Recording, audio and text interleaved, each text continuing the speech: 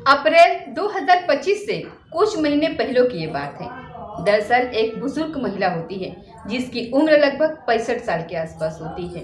वो बुजुर्ग महिला कर्नाटक प्रदेश की राजधानी बेंगलुरु के एक HSAR लेआउट के पास एक पुलिस स्टेशन होता है, वहां पर जाती है और वहां पर जाकर के खड़ी हो जाती है।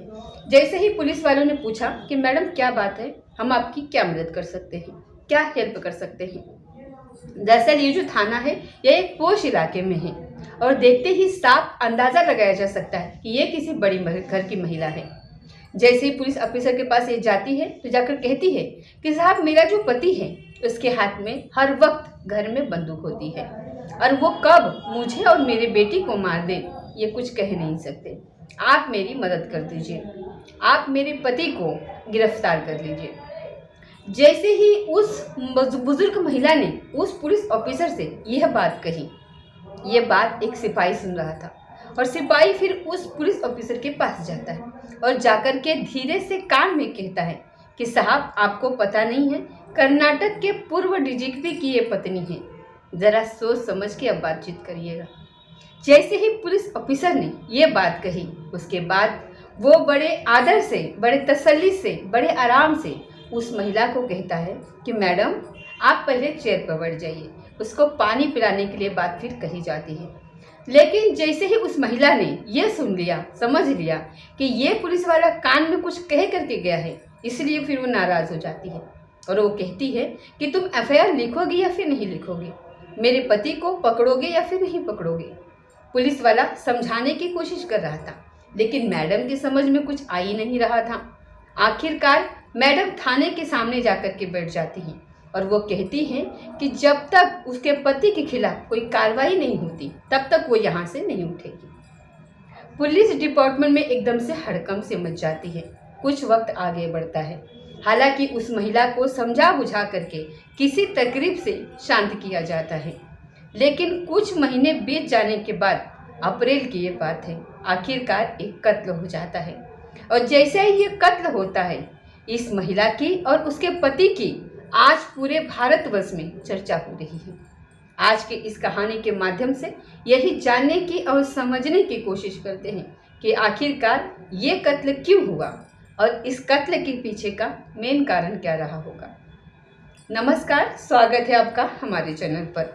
आज की जो सच्ची घटना मैं आपको सुनाने जा रही हूँ, ये सच्ची घटना है कर्नाटक प्रदेश की राजधानी बेंगलुरु में। वहाँ पर पुलिस कंट्रोल रूम यानी कि PCR को एक फ़ोन पहुँचता है 112 नंबर पर और ये फ़ोन पहुँचता है 20 अप्रैल 2025 की शाम लगभग 4:30 बजे के आसपास का वक्त हो रहा था। HSR लेआउट एक 3 मंजिला एक बिल्डिंग होती है। उस 3 मंजिला बिल्डिंग के ग्राउंड फ्लोर पर एक लाश पड़ी हुई होती है। आप आकर के देख लीजिए। और सूचना में ये बताया गया था कि एक राक्षस को मार दिया गया है।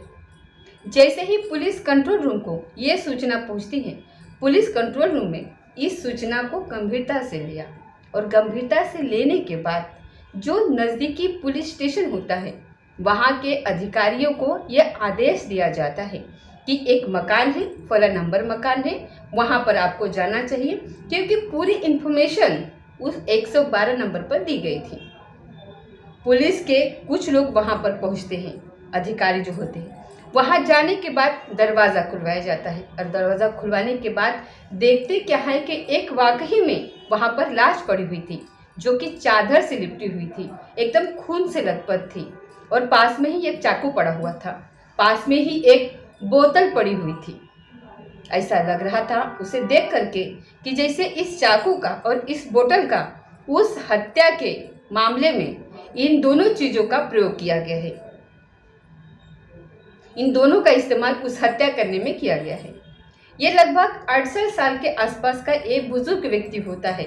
अब इसके बारे में जब पता चलता है, जानकारी जब जुटाई जा रही थी, तो पता चलता है कि बिहार प्रदेश का एक जिला लगता है चंपारण और चंपारण जिले का एक थाना लगता है पिपरासी और पिपरासी थाना क्षेत्र का एक वहाँ पर गांव लगता है जिसका नाम है परसोनी। दरअसल परसोनी का ये रहने वाला व्यक्ति, जिसका नाम ओम प्रकाश होता है, ओम प्रकाश जी ने जो प्रारंभिक शिक्षा होती है वो गांव में हासिल की। और उसके बाद उच्च शिक्षा के लिए उत्तर प्रदेश के BHU बनारस विश्वविद्यालय में जाते हैं और वहाँ से उच्च शिक्षा प्राप्त करते हैं। वहाँ से फिर तैयारी में जुट जाते हैं UPSC के। साल 1981 की बात है, UPSC का एग्ज़ाम ये क्लियर कर लेते हैं और UPSC का एग्ज़ाम क्लियर करने के बाद IPS ऑफिसर चुन लिए जाते हैं और उनका कैडर मिलता है कर्नाटक कैडर। कर्नाटक कैडर में जो मिलता है तो ट्रेनिंग के बाद उनको बल्लारी जिले में SP के रूप में तैनात कर दिया जाता है और वो अपनी नौकरी आराम से करना शुरू कर देते हैं। धीरे धीरे वक्त आगे बढ़ने लगता है, एक बेटा पैदा होता है, एक बेटी पैदा होती है और शादी वादी हो जाती है। जिंदगी एकदम बिल्कुल ठीक ठाक चल रही थी और 1 मार्च 2015 को कर्नाटक प्रदेश का इन्हें सबसे बड़ा पद यानी कि DGP बना दिया जाता है फिर, और ये DGP रहते हुए 31 मार्च 2017 को अपने पद से रिटायर होते हैं। अब रिटायर होने के बाद ये तो इनके बारे में जो जानकारी थी, जो लाश पड़ी हुई थी, इनके बारे में पता चल जाता है कि ये कर्नाटक प्रदेश के पूर्व DGP रहे हुए हैं और सबसे बड़े अधिकारी के रूप में इनकी पोस्टिंग रही है, तैनाती रही है। जाहिर सी बात है इनकी लाश मिलना पूरे प्रदेश भर में और उसके बाद सोशल मीडिया के माध्यम से, अखबारों के माध्यम से, न्यूज़ चैनलों के माध्यम से कि पूर्व DGP की हत्या कर दी गई है, इसके बारे में जब जानकारी जुटाने की पुलिस कोशिश करती है तो प्राथमिक जांच में ये पता चलता है कि 20 अप्रैल 2025 को दोपहर करीब 1:30 बजे के आसपास का ये वक्त हो रहा था। ये अपने घर पर बैठे हुए थे और खाना खाने के लिए इनकी तैयारी थी। ये खाना खाने के लिए जब बैठे हुए थे तो खाने में इनके लिए 2 तरीके की मछलियाँ परोसी गई थी। अब ये आराम से इम्तिनान से खाना खा रहे थे, पत्नी इनकी बिल्कुल सामने बैठी हुई थी। अचानक से पत्नी को होता क्या है कि वो इनके आंखों में मिर्ची का जो पाउडर था वो पाउडर इनके आंख में छोड़ देती है। जैसे ही आंखों में मिर्च आती है, पूर्व DGP जो होते हैं ओम प्रकाश, वो परेशान हो जाते हैं, छटपटाने लगते हैं, इधर उधर जल्दी से वहाँ से उठते हैं और इधर उधर भागने की कोशिश करते हैं। और इसी बीच में ये जो मीडिया रिपोर्ट बताती है, ये जो जांच सामने आई है, उसमें ये पता चलता है कि जो इनकी पत्नी होती है जिसका नाम पल्लवी होता है, उसके हाथ में चाकू होता है और वो बोतल का भी इस्तेमाल करी थी।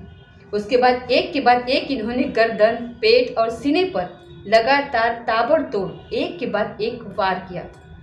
लगभग 12 वार इन्होंने किए और 12 वार में वो ज़मीन पर गिर जाते हैं।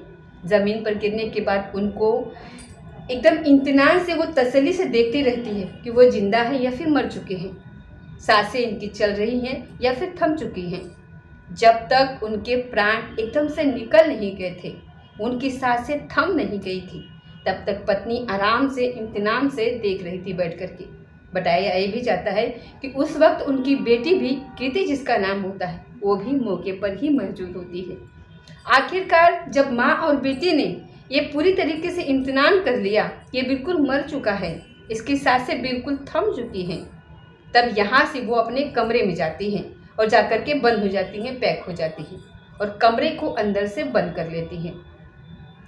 अब यहाँ से वो आराम से देख रही थी और देखने के बाद जब काफ़ी वक्त बीतता है, 1 घंटे का वक्त बीत जाता है, लगभग 4:30 बजे के आसपास यहाँ पर दावा किया जा रहा है, ये बताया जा रहा है कि इसी घर से फ़ोन पहुँचता है पुलिस को और फ़ोन पहुँचने के बाद 112 नंबर पर यह सूचना दी जाती है और बताया जाता है कि एक राक्षस का अंत कर दिया गया है। अब ये बात जब इसका जो बेटा होता है पुलिस ऑफिसर का, जो पूर्व DGP रहे ओम प्रकाश, उनके बेटे जिसका नाम कार्तिक प्रकाश होता है, उम्र जिसकी 40 साल के आसपास है, जो कि डोमलू एक स्थित कर्नाटक ग्रुप एक एसोसिएशन होता है, ये उस वक्त बेटा उनका जो होता है कार्तिक प्रकाश, ये वहाँ पर होता है। और इनका जो पड़ोसी होता है जिसका नाम जय जय श्रीधरम होता है, उनका उसको फोन पहुँचता है और वो बताता है कि बेटा आपके जो पापा है उनकी लाश आपके घर के सीढ़ियों के एकदम पास में पड़ी हुई है। जैसे ही बेटे ने ये खबर सुनी, बेटा दौड़ता हुआ अपने घर आता है, जा कर के देखता है तो वाकई में उसके पिता की लाश पड़ी हुई है और पुलिस मौके पर पहुंची हुई है और पुलिस अपने कार्रवाई में जुटी हुई है। पुलिस वाले इससे पूछते हैं, ये जो बेटा होता है कार्तिक प्रकाश से, कि क्या आप कुछ बता सकते हैं, आप कुछ जानकारी दे सकते हैं, किसी पर कोई आपको शक हो, कोई आखिरकार किसने इस घटनाक्रम को अंजाम दिया होगा। तब बेटा कहता है कि जो इनके घर में जो इनकी माँ है वो एक तरफ से कलेश रखती थी और कलेश ज़्यादा रखती थी। माँ अक्सर पापा पर शक किया करती थी और बहन भी जो होती है वो कुछ ना कुछ इसी बात को लेकर के परेशान करती थी पापा को। और पिछले एक सप्ताह से स्थिति कुछ ज़्यादा ही भयानक हो गई थी और यही कारण था कि पिताजी अपनी बहन जिसका नाम सरिता होता है उनके घर पहुंच जाते हैं और वहां पर रहने लगते हैं। उन्हें लग रहा था कि घर में असुरक्षा की भावना पैदा हुई है, पता नहीं कब उन पर माँ और बेटी मिल करके हमला कर दे। इसीलिए वो घर चले जाते हैं अपने बहन के, उन्हीं के पास चले जाते हैं। और ये जो लड़का है कार्तिक प्रकाश, ये भी बुआ के पास चले जाता है। लेकिन जो बेटी होती है इनकी, जिनका नाम कृति होता है, कृति जाती है बुआ के पास और अपने पिताजी को जिद करके अपने साथ ले आती है। और जब ये घटनाक्रम हुआ था 20 अप्रैल 2025 को, इसके 2 दिन पहले की ये बात है, बेटी अपने पिता को अपने घर पर लेकर के आती है। उसके बाद इस घटनाक्रम को अंजाम दिया जाता है। पुलिस मामले की जांच पड़ताल कर रही थी। वीआईपी सिक्योरिटी में एक इंस्पेक्टर होते हैं श्रीनिवास, ये बताते हैं कि कुछ घंटे पहले ही पूर्व डीजीपी ओम प्रकाश जी से बातचीत हुई थी हमारी और उन्होंने कहा था कि साहब मैं घर आना चाहता हूँ। तो तभी ओम प्रकाश जी ने ये कहा कि अभी तुम घर मत आना, घर पर मैडम है और कोई बातचीत हमारी नहीं हो पाएगी। तो इसलिए वो बताते हैं श्रीनिवास कि घर की स्थिति कुछ सही नहीं थी। घर में एक अजीब तरीके का तांडव जैसा माहौल था, अजीब सा माहौल रहता था, परेशानी जैसी चीज़ें यहाँ पर उत्पन्न होती थी। डीजीपी साहब अपने पत्नी की आदतों को लेकर के, उनकी हरकतों को लेकर के परेशान थे।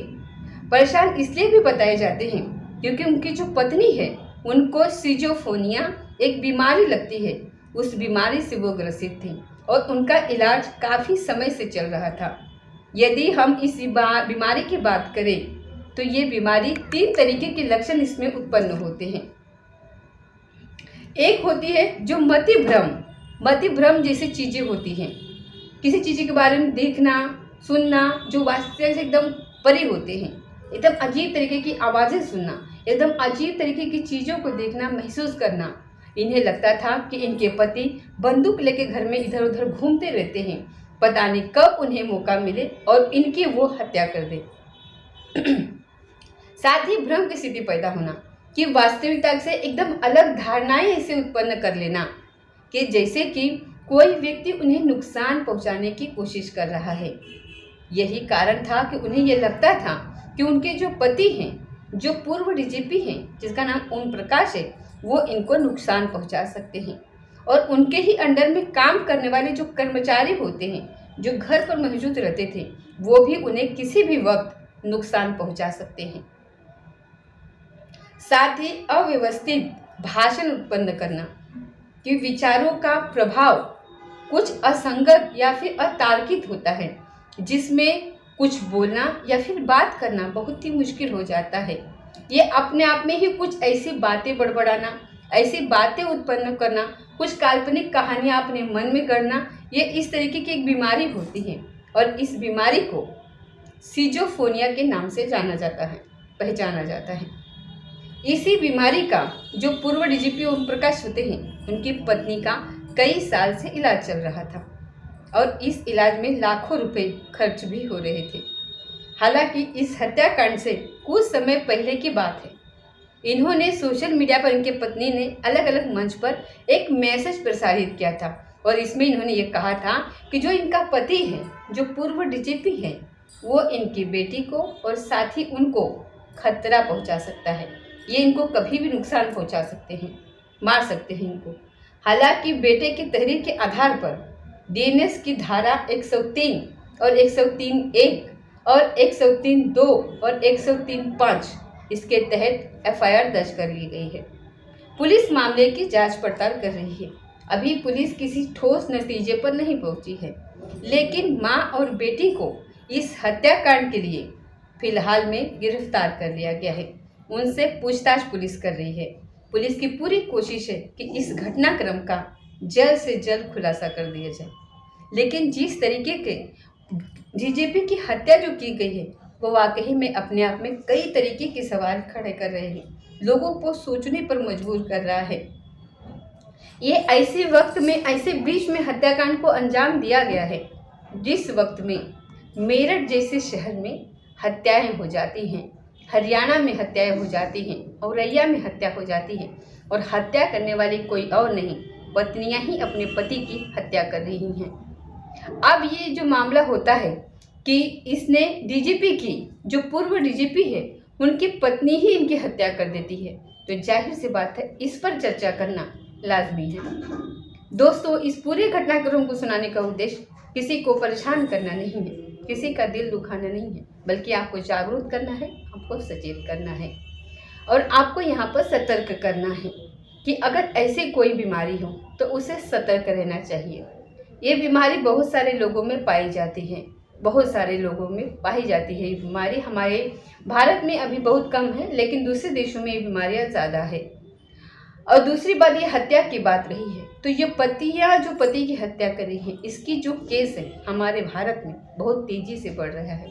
तो इस पर कानून को कोई ना कोई अंकुश लगाना चाहिए, इस पर कोई ना कोई कदम ज़रूर उठाना चाहिए, वरना हमारे देश में शादी जैसी एक बहुत ही अच्छी, मतलब क्या कहा जाता है इसको, ये मतलब कि शादी हमारे एक बहुत ही पवित्र एक वो है, बंधन है। इस बंधन को एकदम से श्राप जैसा हो जाएगा। ये लोग शादियां करने से कतराने लगेंगे अगर इस तरीके से हत्याएं ये होती रही, तो लोगों के मन में एक डर जैसा बैठ जाएगा। तो दोस्तों, ये थी आज की सच्ची घटना। मिलते हैं अगली किसी सच्ची घटना के साथ, तब तक जय हिंद, जय भारत।